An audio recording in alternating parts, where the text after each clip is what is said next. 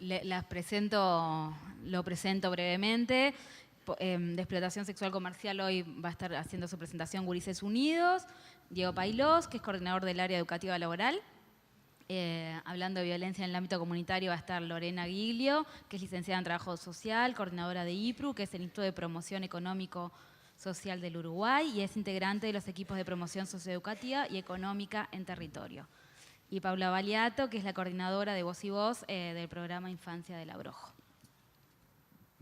No sé quién quiere. Lorena. Bueno, buenas tardes. ¿Se escucha bien allí? Buenas tardes a todos y a todas.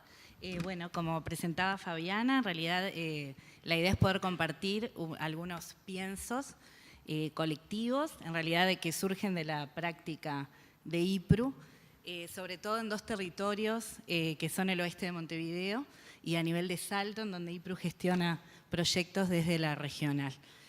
Nosotros en realidad lo que hicimos fue generar como un microproceso colectivo que nos permitiera dar algunas claves desde el pienso.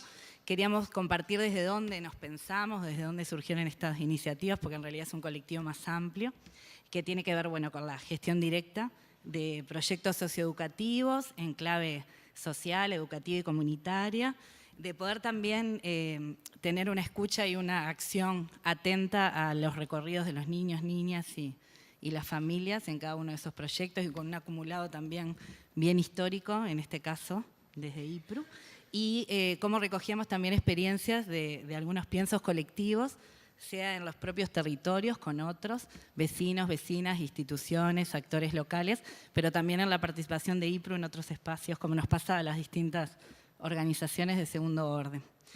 Es desde allí que en realidad nos parecía importante poder como acercarnos al tema, en primer lugar desde un marco conceptual, partiendo de concebir una dimensión de violencia estructural. Un poco hoy en la primera parte se hacía énfasis desde allí, pero bueno, pensar las violencias y las múltiples violencias en territorio exige una mirada en ese sentido más integral, de poder reconocer las múltiples violencias y a la vez cómo se expresan en los distintos entornos, en el entorno comunitario en este caso, pero que es difícil de separar del recorrido del sujeto individual y de los espacios más comunitarios.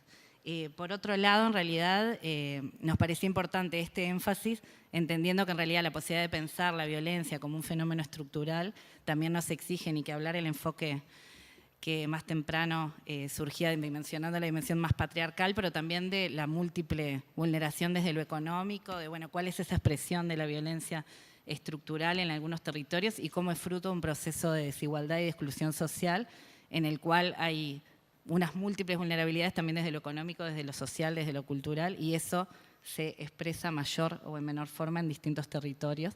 Y bueno, y también hay algunos territorios que reproducen esa fragmentación a nivel de Montevideo y del interior.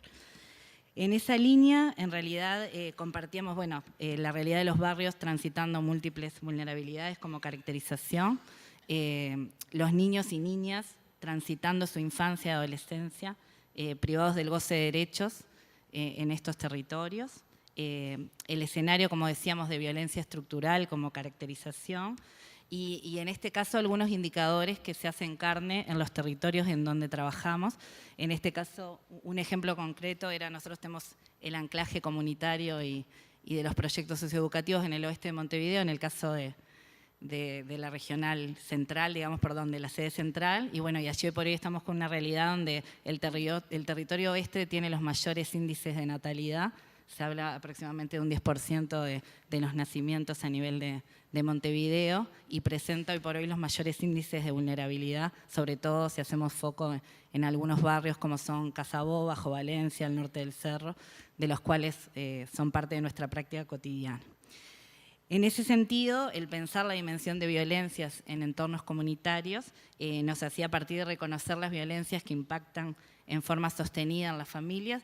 Cada uno de quienes estamos acá trabajamos con esa expresión de violencias que se hacen carne en sujetos y en familias, entre ellos, cómo explicitar la realidad que sabemos vinculada a lo que es el mundo del trabajo, las limitadas oportunidades de empleo, las escasas posibilidades de bienes y servicios, la fragilización en los casos de las oportunidades educativas, muchas veces definida por la oferta del servicio y no por las búsquedas o los recorridos prontos de las familias, Y bueno, y ni que hablar el proceso de segmentación geográfica, social y de vida de muchas familias en algunos territorios.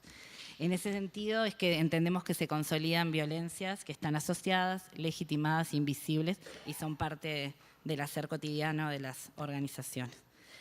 En este sentido, en realidad, un poco esto lo compartí ya, pero bueno, tener un enfoque más integral desde políticas públicas es complejizar también el reconocimiento de estas desigualdades y cómo estas se expresan en los microespacios.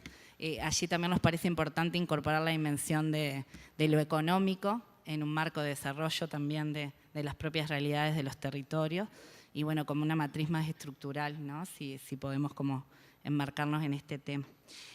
Allí nos surgía un poco cuando nos juntábamos a ordenar algunas ideas para la presentación, como el término más de lo barrial o lo comunitario y su génesis, ¿no? Llevando a lo que es más la comunitas, lo que es el origen de la comunidad como espacio de protección, de cuidado, y a la vez, bueno, lo antagónico de esas propias comunidades muchas veces habitadas y también reproductoras de procesos de violencia con las familias, con los niños y bueno, asumiendo como fenómenos propios, sin correr el riesgo, que también lo queríamos decir, de poder seguir etiquetando algunas comunidades, ¿no? Un poco hoy se ha dado esa discusión en el análisis, ¿no? Que nos proponía Volnovich, de bueno, en realidad correr la discusión y no seguir etiquetando a los territorios por pobreza y mirar los fenómenos que se dan dentro, pero es inevitable que haya una realidad estructural que define una impronta distinta en algunos territorios. En ese sentido, tratábamos de recorrer algunas expresiones que asumen esas violencias, expresiones conocidas que se hacen carne en vidas y en trayectorias personales que para quienes trabajamos en territorio tienen nombre y rostro y que dan cuenta de una realidad hoy por hoy que está instalada en los territorios en los que estamos insertos. Una tiene que ver con marcos de ilegalidad instalados en los territorios.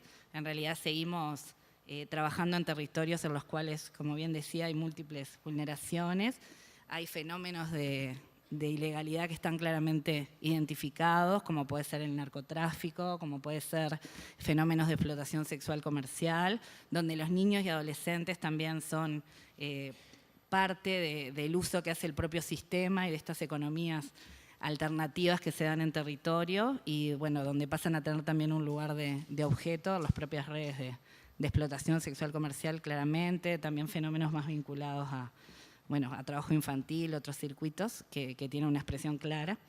En ese sentido también el reconocimiento de circuitos de consumo problemático de sustancias, sobre todo lo que tiene que ver con la falta de respuestas estatales y muchas veces de las propias organizaciones que sean efectivas en el acompañamiento de esos procesos, en la búsqueda de alternativas.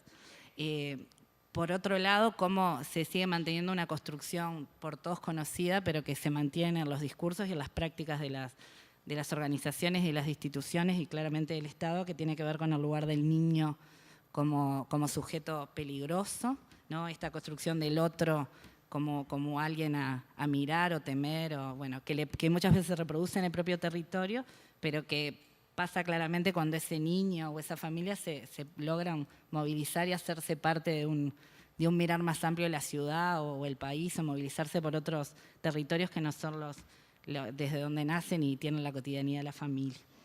En ese sentido, hoy por hoy como dos fenómenos, ¿no? Por un lado, la profundización de un poco el fenómeno del patriarcado y de la misma construcción de los roles de género en los distintos territorios, ¿no? Que a veces vemos expresiones como muy duras de ese fenómeno. Y a su vez, algunos otros fenómenos que empiezan a suceder en el marco de la presencia estatal y de políticas públicas, pero que claramente suceden en marcos de violación de derechos o de situaciones que viven como un límite permanente. En ese sentido, reconocemos ciertos mecanismos de represión estatal que se están dando en territorio, como puede ser acciones concretamente del sistema policial, donde, también en un marco de un discurso de control y de operativos policiales, muchas veces también solicitados por las propias comunidades, se tienden a reproducir lógicas de represión o fenómenos de abuso policial. Seguramente sea un tema también a dialogar en la mesa de violencia institucional, pero se dan fenómenos de ese tipo que vulneran algunos derechos. Por ahí poníamos en el PPT algunos ejemplos de operativos policiales y de la presencia del PADO en el oeste, y si bien la gracia como instrumento legal hoy por hoy no es válido, siguen habiendo mecanismos, un poco Cintia lo traía a primera hora, esta cuestión de tildar al otro por el porte de cara o generar una intervención estatal desde allí. En ese sentido también operan otros mecanismos, que acá no teníamos como una nominación cerrada para eso, pero bueno, este mundo de la ilegalidad también tiene códigos propios y empieza a operar, así como el Estado, en forma más organizada, con niveles muchas veces de organización que nos interpelan a los técnicos y a las organizaciones, operando algunos mecanismos también ilegales en términos del valor de la vida, de la muerte. En esto el oeste lamentablemente no se encuentra con realidades de índices altos de homicidios, de situaciones que salen a prensa muchas veces, no siempre desde el lugar más certero, pero que es una realidad que hoy por hoy convive el barrio, muchas familias, la pérdida de niños y adolescentes por circuitos de lo mal llamado ajuste de cuentas, ¿no?, a nivel público.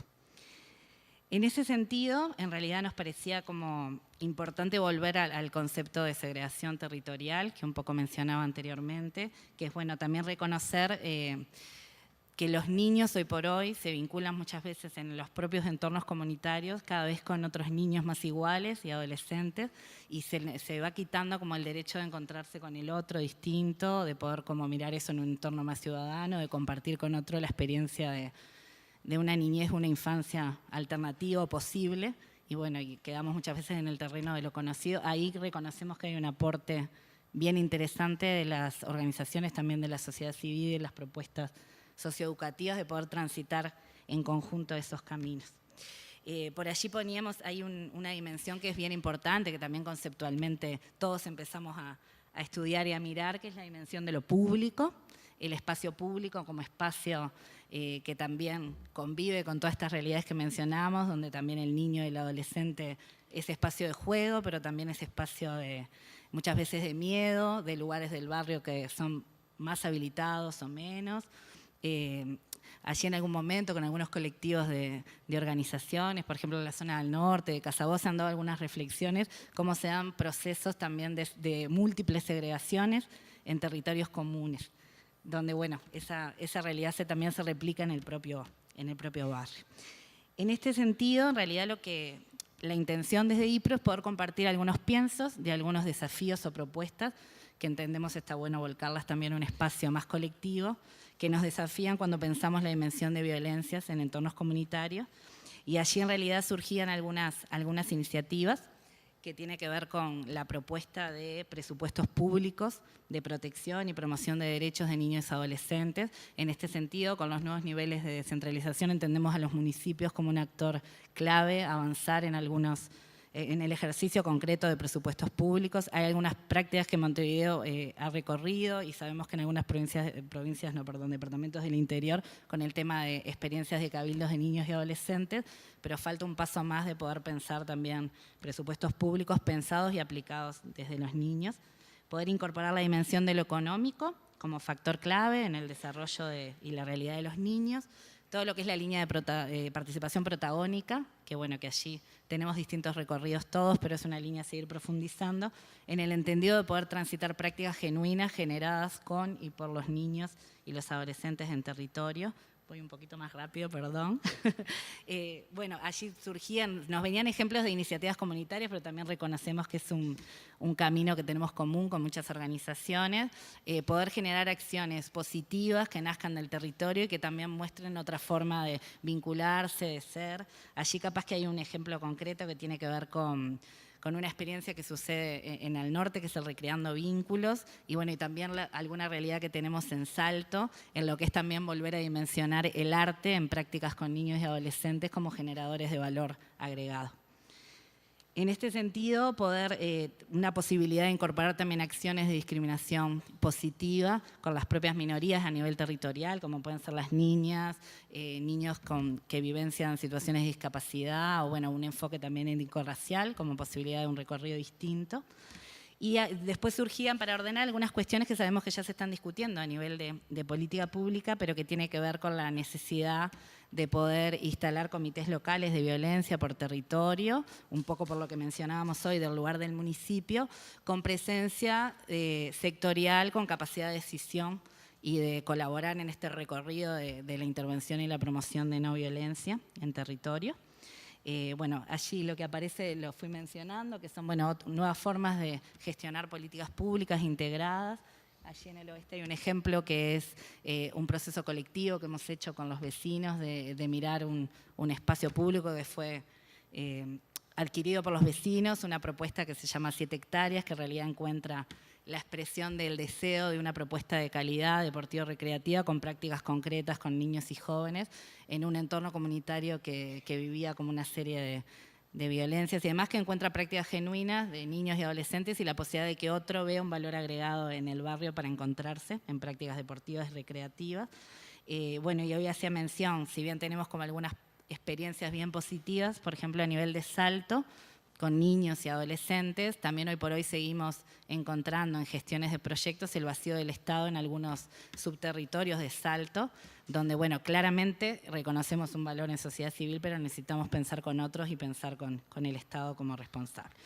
Y lo último, la importancia en clave de inversión. Hoy muchos de ustedes tienen una proclama que surgió también de un encuentro regional que se hizo con niños y adolescentes en el marco de inversión en infancia.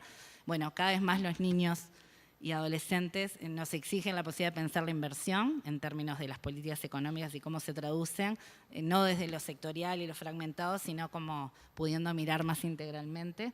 Por ahí algunas claves o por lo menos líneas que reconocemos con los compañeros que pueden aportar al pienso del tema violencia. Gracias.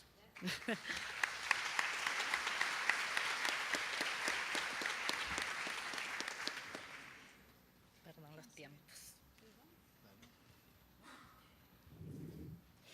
Bueno, buenas tardes a todas y a todos. En primer lugar, agradecer la invitación a poder compartir algunas reflexiones que llevan un proceso similar al que compartía Lorena, en términos de poder retomar y recoger las prácticas y los aprendizajes que desarrollamos con los distintos equipos en el marco de Gurises Unidos.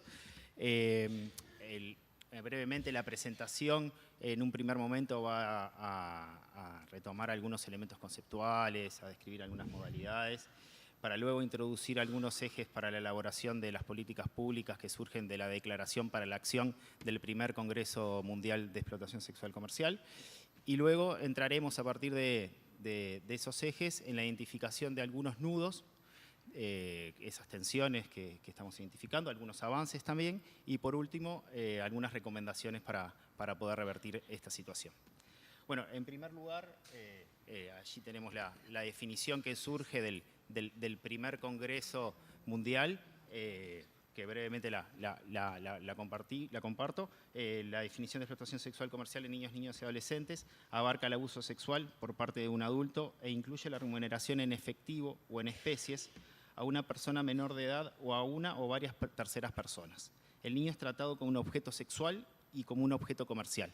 Esto principalmente es lo que hace diferente a las situaciones de explotación sexual comercial de otras situaciones de violencia sexual. La consolidación de la sexualidad y del cuerpo del niño como un objeto comercial y como un objeto de mercancía y como un objeto de intercambio. La explotación sexual... ¿No se escucha? Bien, ahora sí. Bien, hablo más cerca. La explotación sexual comercial constituye una forma de coerción y violencia contra la niñez y equivale al trabajo forzado, así como a las formas contemporáneas de esclavitud.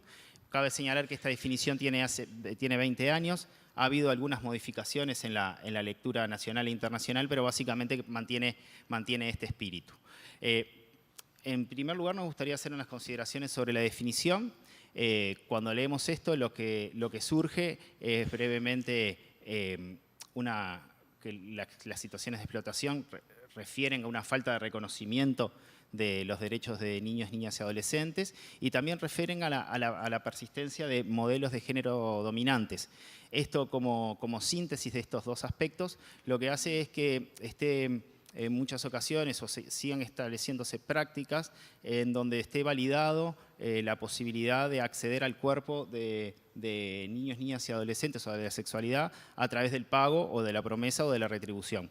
Muchas veces esas retribuciones no son grandes cantidades de dinero, muchas veces son objetos materiales o promesas y también en esto de la naturalización de algunos aspectos vinculados a la explotación, está lo referido a las representaciones en la sociedad sobre los comportamientos de niños, niñas y adolescentes. Ahí nosotros vemos una tensión que cuando nos referimos a una situación de explotación vinculada a un niño o una niña, genera altos niveles de indignación y entendemos que el adulto inmediatamente tiene que ir a ser penalizado por cometer un delito, pero cuando hablamos de adolescentes, un poco lo que señalaba Lorena, en función de las representaciones que tenemos de ellos, de los sinónimos de peligrosidad con los cuales muchas veces se los visualiza, principalmente a los adolescentes que viven en sectores de pobreza, ya se tiñe esa actividad como una actividad vinculada a una estrategia de supervivencia en donde generan ingresos y en donde en realidad terminan como responsabilizando al adolescente de esa situación. También con esto, también debemos entender que las situaciones de explotación sexual comercial no son de generación espontánea. Bien, de un día para otro, un adolescente o un niño o una niña no se levanta y dice, hoy voy a ser explotado sexualmente. Esto es producto también de haber vivido algunas situaciones de vulneraciones previas. En la investigación que desarrollamos desde Gurises Unidos junto con la Facultad de Ciencias Económicas, ahí se establecía claramente que en realidad las víctimas de explotación sexual comercial estaban en su mayoría por fuera del sistema educativo, principalmente provenían de hogares pobres, principalmente no accedían a los servicios de salud ni tampoco a servicios de educación no formal. Eso hace también que en realidad también se genere como ese caldo de cultivo para poder instalar a ese niño, en ese escenario y no como muchos discursos quieren responsabilizarlo con respecto a ese lugar que ocupan. Aquí también queremos aclarar algunos conceptos que tienen que ver con los explotadores.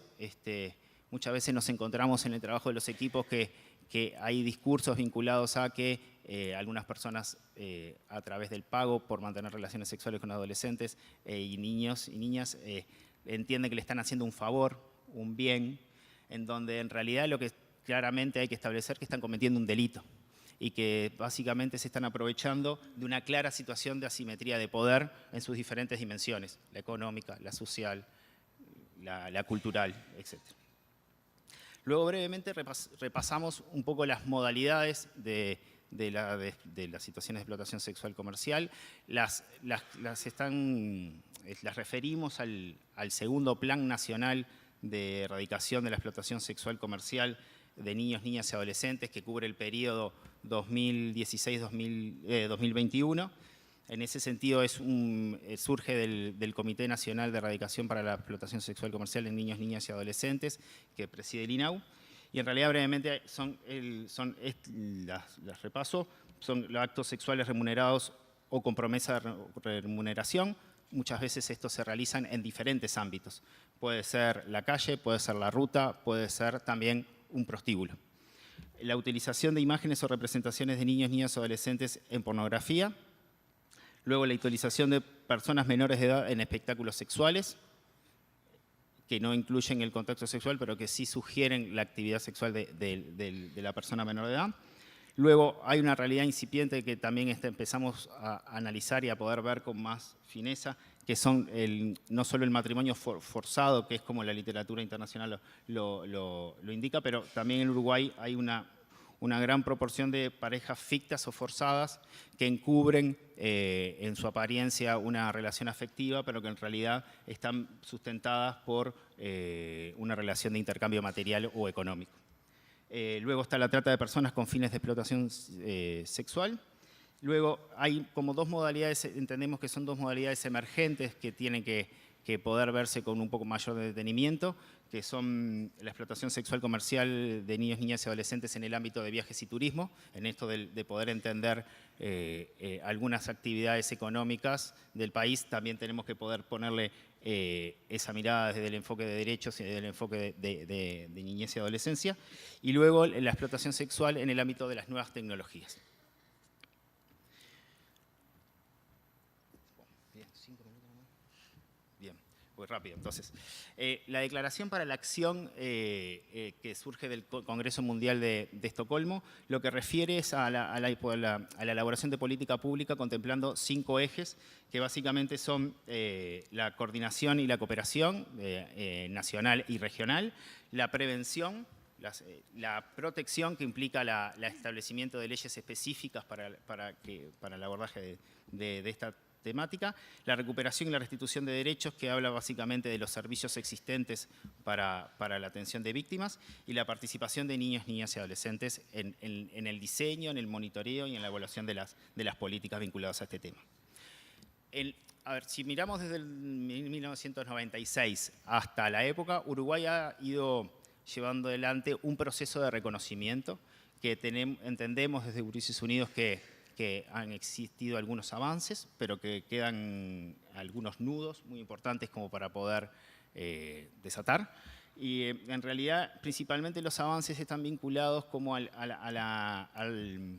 la posición del Estado uruguayo en ratificar inmediatamente los compromisos internacionales, en poder ajustar el marco normativo nacional, en poder crear espacios de articulación institucional, como puede ser el CONAPES o la Mesa Interinstitucional de Trata. Luego ha habido, principalmente también desde la sociedad civil, un avance en la generación de conocimiento sobre esta temática. También dentro de lo que es la estructura de los servicios, desde hace 5 o 6 años se han iniciado los servicios de atención a niños, niñas y adolescentes. La atención está vinculada a la zona de Montevideo y de Paysandú, los servicios de orientación están vinculados al resto del país, y luego también se han desarrollado algunas campañas que han permitido, por lo pronto, visibilizar la temática.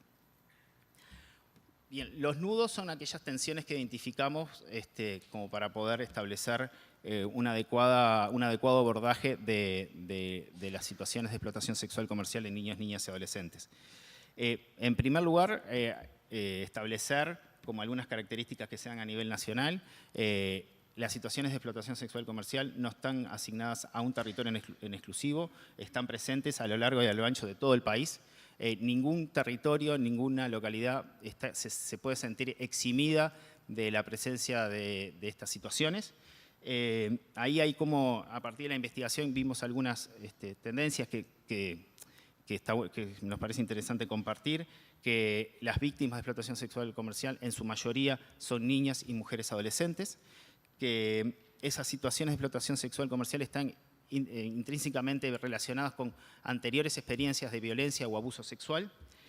Y luego, como decía anteriormente, en el avance de la creación de espacios institucionales, de poder, sí, quizás establecer algunos discursos en común y acordados, pero luego cuando uno va a analizar a las prácticas, ahí no hay una coherencia con respecto a los acuerdos en los discursos. Ahí vemos una alta fragmentación, una alta segmentación en los servicios que muchas veces no permiten abordar integralmente este tipo de situaciones.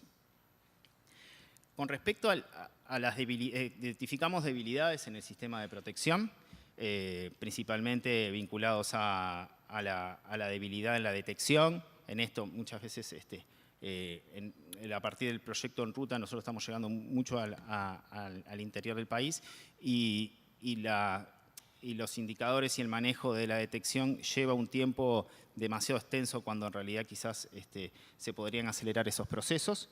Luego hay las respuestas a las cuales pueden acceder, es un abordaje ampliamente fragmentado, con una alta prevalencia de prejuicios en el sentido de que cuando los adolescentes ingresan o acceden a servicios de protección, se espera de ellos aspectos que en ese momento, por su situación, por el daño generado a partir de las situaciones de explotación sexual comercial, no pueden sostener. En realidad cuando nosotros trabajamos en las capacitaciones, como para el momento de la detección, no es que un niño o una niña adolescente va a decir, hola, buen día, soy víctima de explotación sexual. Tampoco estos gurises en realidad en un primer momento quizás no se adapten o no adhieran, a las propuestas que existen, que muchas veces son muy rígidas para el momento de sus vidas que están viviendo, o que le exigen dinámicas a las cuales no están acostumbrados, principalmente porque las dinámicas de explotación sexual comercial conlleva a a que los gurises muchas veces están en altos estados de alerta, en una gran desconfianza al mundo adulto. Entonces, esos aspectos que fueron transitando no se cambian de un día para otro. Entonces, también las propuestas tienen que contemplar esos tiempos de los gurises y no los gurises tampoco, respetar los tiempos de los gurises y no los gurises exclusivamente adaptarse a los tiempos de las propuestas. Bien, voy rápido. En el interior, un elemento que nos surge rápidamente es la explotación sexual en localidades de menos de 5.000 habitantes. Ahí entendemos que hay un desafío que es un desafío que es repensar la atención, la prevención, la identificación, porque muchas veces como toda matriz de protección y como toda tradición uruguaya, el centralismo nos juega bastante. Entonces estamos pensando ese problema en ese territorio, pero desde un lugar que quizás no es el adecuado. Entonces ahí tenemos que observar.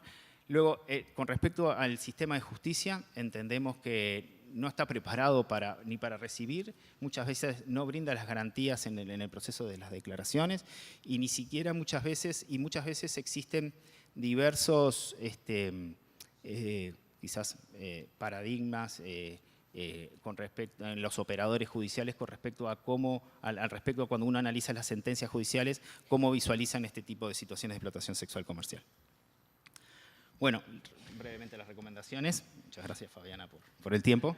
Es necesaria la implementación de políticas públicas de carácter intersectorial, principalmente que puedan vincular los 3 niveles de gobierno. En esto de poder pensar las localidades de menos de 5.000 habitantes, no solo pensarlos a nivel de gobierno nacional, de gobierno departamental, que también los departamentos traen una lógica centralista, sino también del nivel municipal de gobierno.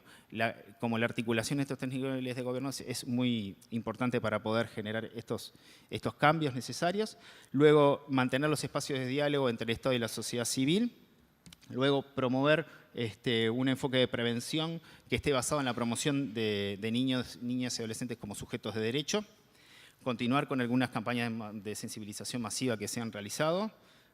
Profundizar el diálogo con el sector privado sobre los aspectos de erradicación de la explotación sexual comercial, principalmente en esto de las modalidades emergentes, tanto como con el sector de viajes y turismo, como con el sector de las nuevas tecnologías.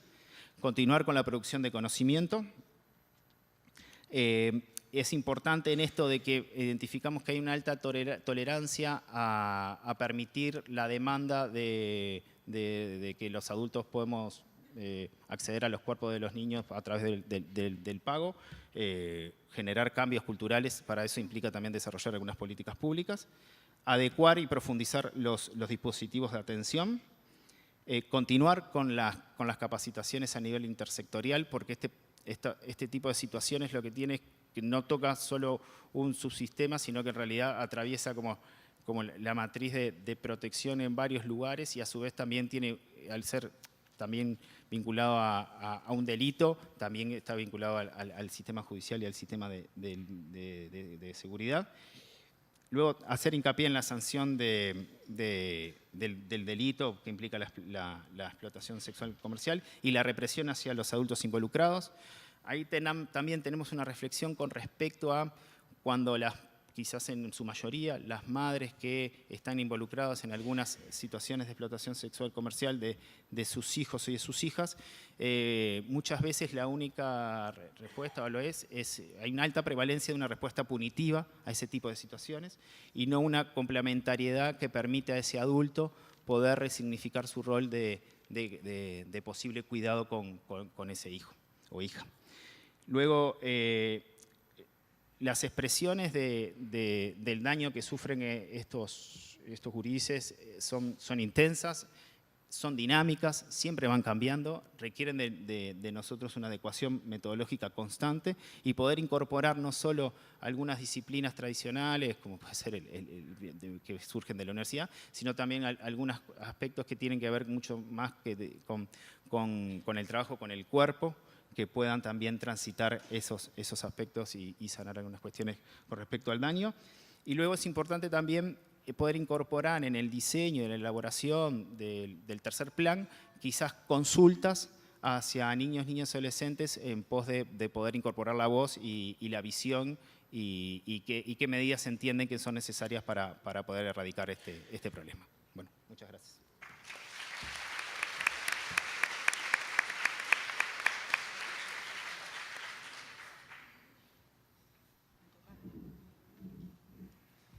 Bueno, no sé si se escucha.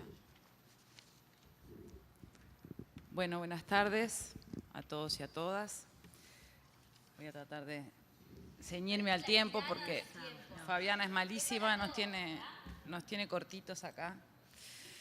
Bueno, estuvimos hablando toda la mañana y también recién los compañeros en la mesa en torno a las representaciones. Todo este tema de las violencias hacia niños, niñas y adolescentes está en la base, o sea, se sostiene, se atraviesa y se nutre de las representaciones sociales. Y a mí me toca hablar un poco de los medios de comunicación y del papel que los medios de comunicación juegan en los asuntos de las violencias, y efectivamente los medios de comunicación es el campo privilegiado en el que se disputan los sentidos sociales, ¿no? Es como la arena donde a través de complejos procesos se construyen. No, estamos desfasados, va sin diapo todo esto. Es el campo donde se construyen por procesos complejos las representaciones sociales, se establece el orden del sentido común, de lo verosímil, se establece, se valida el relato hegemónico en un momento dado, ¿no? Yo traje para compartir desde Voz y Voz algunos datos de una radiografía de cómo un sector de la prensa uruguaya aborda los asuntos de infancia y adolescencia en general y en particular las violencias, pero antes me interesaba hacer como algunas delimitaciones, ¿no? Por un lado, hablar de las violencias hacia niños, niñas y niñas en el entorno de los medios de comunicación es un tema muy amplio que supone al menos dos cuestiones. Una, tener presente que eso incluye los distintos géneros narrativos de los medios, ¿no? La ficción, el entretenimiento, la publicidad, el discurso informativo, y poder verlo tanto en su calidad, qué tipos de contenidos están circulando en cada uno de esos géneros, como en sus efectos, ¿no? Uno podríamos ponernos a estudiar, y eso forma parte también del asunto de cómo afecta a los niños la exposición a determinados tipos de contenidos violentos, cómo afecta a los educadores, cómo afecta a las familias, etc. Entonces ahí hay todo, o sea, solamente que tengamos presente que hablar de los medios de comunicación y las violencias es amplio, incluye distintos géneros. Y la segunda cuestión es que nos situamos, sí, en el campo de la violencia simbólica, que hoy en la mañana también estuvimos hablando bastante de la violencia simbólica, y claramente al hablar de medios de comunicación nos ubicamos en ese orden de lo simbólico, que supone situarnos en el plano de las representaciones, de las subjetividades, de cómo se legitiman las relaciones de poder.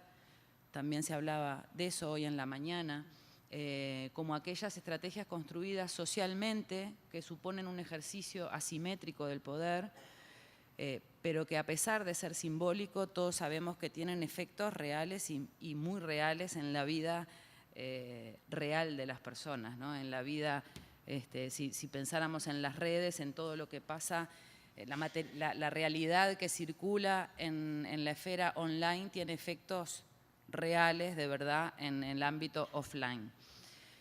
Entonces estamos situados puramente, cuando hablamos de estos temas, en el campo de las representaciones, de la reproducción de roles sociales, estereotipos, en el campo de la cultura.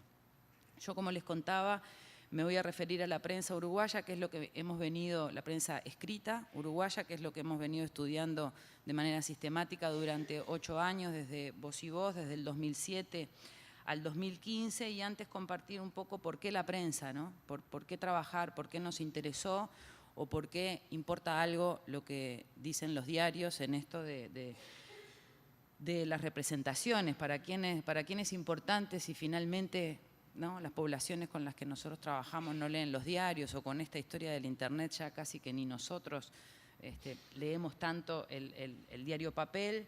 Bueno, ahí hay un conjunto de estudios que no nos da el tiempo para compartirlos acá ahora, pero que evidencian que más allá de los cambios en el mundo de las comunicaciones, la prensa, e incluso la prensa papel, eso también está ahora en debate, sigue pautando la agenda política, sigue pautando lo que se llama el ciclo de la noticia, los informativos de televisión, los informativos de radio, siguen ocupando sus primeros espacios en los titulares, sigue pautando la orientación de las decisiones políticas, de los tomadores de decisiones, porque también de alguna manera sigue pautando la demanda social, que a su vez orienta las decisiones políticas, y bueno, y por eso es muy importante aparecer en los diarios, y por eso también para nuestra agenda, y es un desafío grande, que un poco la idea al final es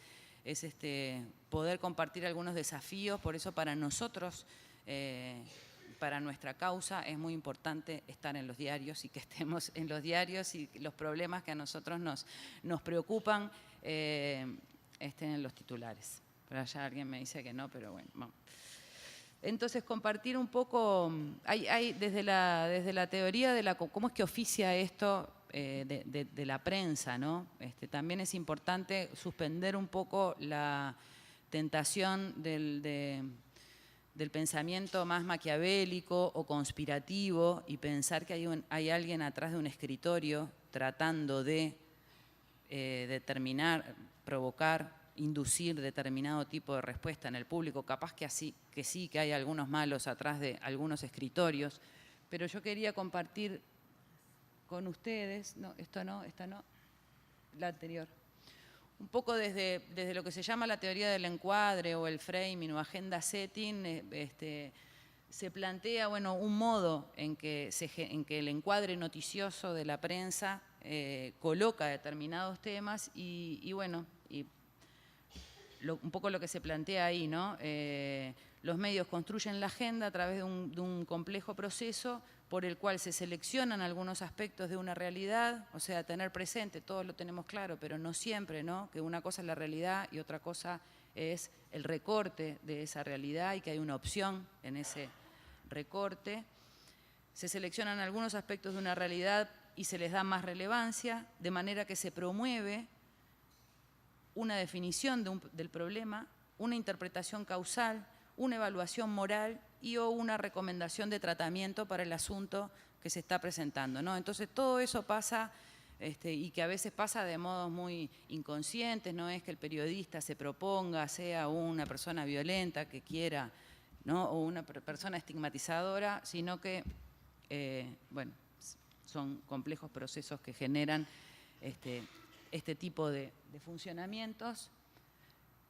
Y yendo un poco más, esto del encuadre noticioso lo que permite es seleccionar un problema, se le asigna una causa, plantear una evaluación moral y una solución, esto de manera muy, muy simplificada, ¿no? Y ahí hay una cita que a mí me parecía que era interesante, o por lo menos a nosotros nos ayudó a tomar un punto de vista para comprender un poco el funcionamiento de la prensa. Esto que plantea ahí, ¿no? Los marcos definen problemas, diagnostican las causas, realizan juicios morales, evalúan los agentes causales y sus efectos, y sugieren remedios, ofrecen y justifican tratamientos para el problema al tiempo que predicen sus efectos probables. Y bueno, y este tipo de enfoque nos ha sido útil en el análisis, en la mirada crítica que nosotros hemos hecho a la prensa uruguaya y en su tratamiento a la infancia y la adolescencia. Entonces, yo me salteé acá la metodología porque no tenemos tiempo de compartir desde qué punto de vista el método de análisis, pero sí quería traer un poco rápido como una radiografía, y después poner en consideración algunos desafíos que nos parecen que tenemos en el sector. Esto lo que muestra, están los 5 diarios los 5 diarios de circulación nacional, y lo que muestra eso es la evolución de la cantidad de notas publicadas sobre infancia y adolescencia en el periodo. Lo que sí es importante saber es que en general la proporción de notas publicadas sobre infancia, sobre el total de otros temas, es muy menor, al menos lo era hasta el 2015. Para nosotros que trabajamos en infancia a veces nos parece que todo el tiempo están tratando, y lo están tratando horrible, los temas de infancia. Bueno, cuando nosotros salimos a medir eso, en realidad no lo tratan todo el tiempo, sino que es lo que nosotros hemos medido en los diarios entre un 5 y un 7% del total de temas, de otros temas que tratan los periódicos. Pasamos a la otra. Esto lo que muestra es el comportamiento. Hubo un descenso de cantidad de notas desde el 2007 al 2015 de cantidad de notas publicadas. En 2015 nos situamos en el mismo lugar que en el 2007, que es la línea de base, que es cuando lo empezamos a medir, y que es un entorno de 6.800 notas publicadas entre los 5 diarios.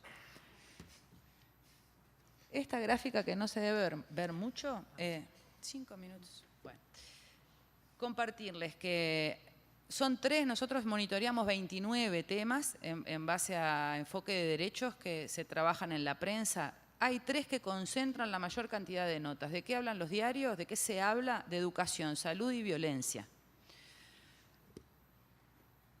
¿Seguimos?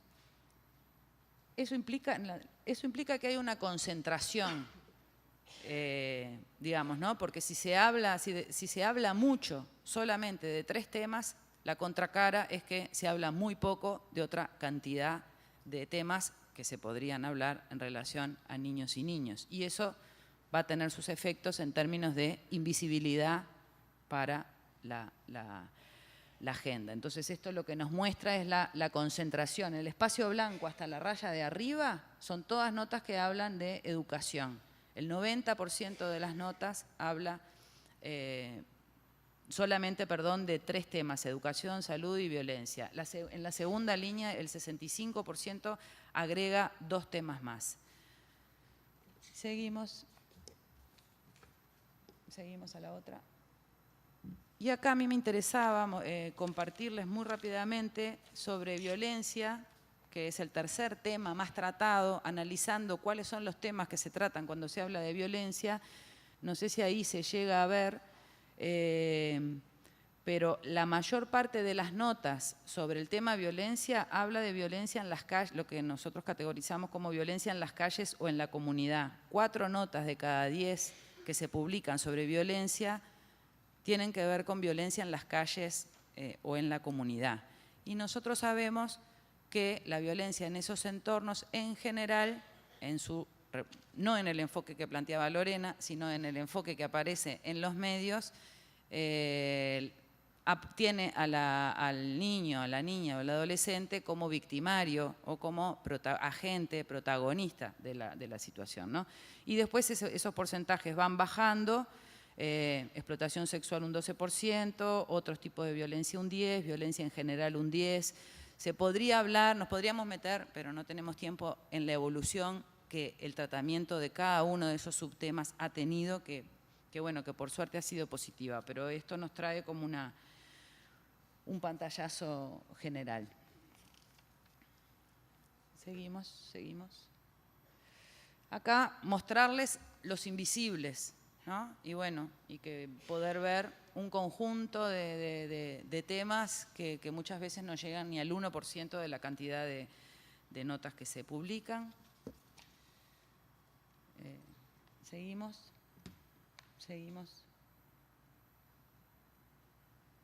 Vamos a seguir porque no nos da el tiempo. Esto lo que marca es cuánto la cobertura cita o no cita legislación, y en términos generales lo que vemos es que la cita a legislación, referirse a la legislación en las notas sobre infancia es muy baja, digamos, el año que se citó más fue el año 2011 y no llegó a la 4ª parte de todas las notas publicadas. Seguimos. Sí, la siguiente. La cita a políticas públicas también es relativamente baja, digamos, es menos de una cuarta parte de las notas habla de políticas públicas. Seguimos. Seguimos. El sexo, nosotros se releva si hay una cita al sexo de los niños, lo mismo si hay una cita a los tramos etarios, y también esos indicadores son bajos en la mayor parte de las notas que se publican, se refieren de manera, no distinguen entre varones y niñas, no distinguen si hay una afectación distinta de las problemáticas, si se es varón o si se es mujer. Lo mismo, no hay, bueno, cuando lo hacen hay una mención prioritaria a varones, y en las edades, que podemos seguir, Gastón, bueno, también la mayor parte de las notas no cita, y cuando citan, los más citados son los adolescentes. Seguimos. Vamos a pasar todo eso. Pasamos. Ah, no, algo importante también es el uso de términos peyorativos, que se analiza también qué temas, ¿no? En eso, en general, hubo una mejora desde el 2007 para acá, hubo una baja de la utilización de términos peyorativos, pero lo interesante es que algunos temas como violencia y medidas socioeducativas, todo lo que tiene que ver con sistema penal juvenil, conflicto con la ley, utilizan en sus notas términos peyorativos o inadecuados, o en otro tipo de temas eso es 0%, no se utiliza nunca. Entonces ahí también vemos como que el tema no es de espacio, ¿no? Que a veces nos dicen, bueno, tengo que poner menor porque no me entra, adolescente, es muy… Bueno, sin embargo, en las sociales o ¿no? Para otro tipo de notas sí hay posibilidades. Entonces voy rapidísimo porque Fabiana me… Seguimos. El ensuma, entonces… No, vamos a seguir. Seguimos. Vamos casi al final. Seguimos. Las características entonces de esta radiografía así muy rápida son estas que aparecen acá, ¿no? Un descenso de la cantidad de notas, una agenda concentrada, un proceso que es incipiente, pero que es bueno saberlo, que es de calidad. Hay algunos indicadores que entre el 2007 y el 2015 mejoraron. Hay una sistemática invisibilidad de otra agenda. Las fuentes de información, que no me pude detener en eso, hay cierto crecimiento porque, bueno, la mayoría de las notas que se publican sin fuentes de información, y eso es algo muy grave. Es grave porque no sabemos quién lo dice, y entonces si pensamos en el tema de la verosimilitud de lo que nos plantea el periodismo, ¿cómo sabemos que eso que está ahí publicado es verdad o no es verdad? Los niños siguen siendo los menos escuchados, es la fuente menos consultada, y lo que se da por esta representación de la infancia, que es de sectores marginales asociados a la exclusión masculina, hay una hiperrepresentación de un sector de la infancia y hay una invisibilización de otro sector de la infancia. Entonces eso también genera un problema para aquellos que no salen en la prensa, digamos, ¿no? Hay un sector importante de la infancia y que quizá no son los que tradicionalmente en situación de vulneración, que quizás salen, pero no salen de la manera que tendrían que salir, pero hay un conjunto de la población que queda sin chance de ser atendidos por la sociedad en su conjunto y por los tomadores de decisiones. Algunos desafíos rápidos. Bueno, fortalecer esto, ¿no? de que nosotros también tenemos que aprender a ser buenos voceros, tenemos que estar en la agenda y jugar en esa cancha y disputar relatos. Si tenemos otra historia que contar, tenemos que poder estar en ese lugar desarrollando herramientas para contar nuestra versión. Trascender también nosotros una visión utilitarista en relación a los medios, ¿no? Nosotros en general los medios los criticamos por un lado o los llamamos cuando queremos que nos hagan campaña de nuestra institución o de nuestra actividad o que nos vengan o que nos cubran. Entonces también nosotros como sector tenemos que poder profundizar en una visión más estratégica de la comunicación, donde la agenda no es necesariamente nuestra institución, sino una agenda, la agenda es la de los derechos de los chiquilines. Entonces, ¿cómo poder colocar esa agenda en los medios? Seguimos. Y la exigibilidad, ahí también poder nosotros exigir a los organismos del Estado y a los demás actores. Ahora se abre con la implementación de la Ley de Servicios de Comunicación Audiovisual. Tenemos una herramienta para las organizaciones sociales que la tenemos que explotar, porque hay un conjunto de derechos de niños, niñas y adolescentes que están garantizados en esa ley. Entonces nos toca a nosotros también leerla, aprenderla, reclamarle a la institución de derechos humanos cuando vemos que hay violaciones a los derechos de niños en los medios de comunicación. La ley también establece la responsabilidad de promoción del Estado de los derechos, no solo de los derechos de los chiquilines ligados a la comunicación. Por ejemplo, que haya contenidos de calidad. Que haya contenidos de calidad no puede ser solo una decisión empresarial. La Convención de los Derechos del Niño obliga a los estados a... Entonces también nos toca a nosotros, bueno, empoderarnos en esa área y exigir al Estado y también hacer la parte que a nosotros nos toca. Disculpen que me excedí. Gracias.